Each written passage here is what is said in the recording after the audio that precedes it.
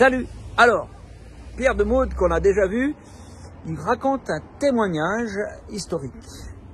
Oui, alors je parlais avec Alain et je lui ai expliqué que dans l'Épître aux Hébreux, on voit que c'est un chapitre, au chapitre 11, on parle de la foi.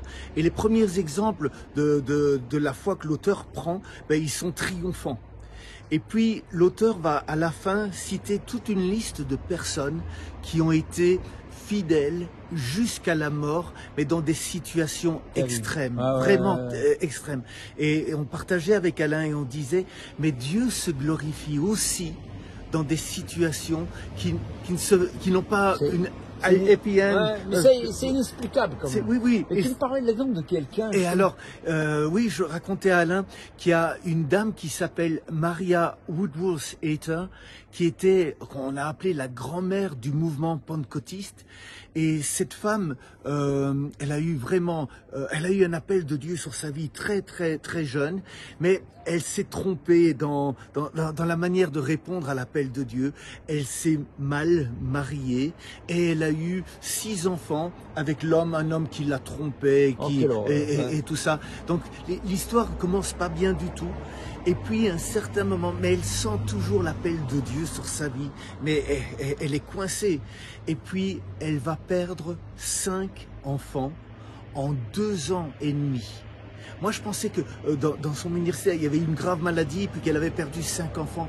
Et puis, je me suis rendu compte que la perte de ses enfants, elle s'est échelonnée sur 2 ans et demi. Ça veut dire que tous les 6 mois, elle perdait un enfant. Mais c'est horrible. C'est horrible. Comment on peut survivre à un truc pareil?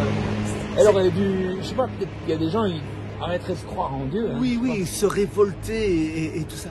Et on raconte que jamais, jamais, jamais, elle ne s'est révoltée contre Dieu. Elle est restée fidèle dans sa communion avec Dieu. Elle est restée fidèle en sa foi. Et puis, cette dame, elle a obéi à l'appel de Dieu et elle a commencé à faire ses réunions.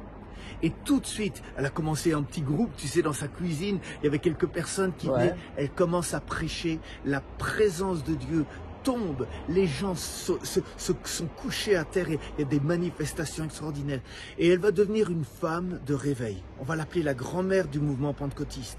Et on raconte que pendant ces réunions, à 40 km autour de l'endroit de la réunion, on pouvait sentir la présence de Dieu. Waouh! Waouh! Et donc voilà, c'est dire que c'est pas parce qu'il y a des malheurs dans ta vie que tu es abandonné. Il y a un mystère, c'est vrai. Il y a un mystère. Il y a des choses qu'on ne comprend pas. On ne peut pas l'expliquer. Non. Mais, écoute, ça ne veut pas dire que c'est la fin. Non. Ça ne veut pas dire qu'on est maudit. Ça ne veut pas dire que Dieu nous aime pas. Non. Ça veut dire on ne sait pas.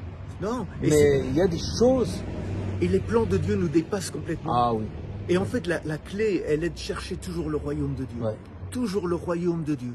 Et il y a même le verset qui est peut-être le verset le plus connu dans le monde, qui dit les plans du Seigneur sont impénétrables. Oui. Donc ça c'est vrai. Mais ne jamais oublier que Dieu est bon quoi qu'on vive. Ah oui. Voilà. Ah oui. C'est sa nature profonde. Voilà.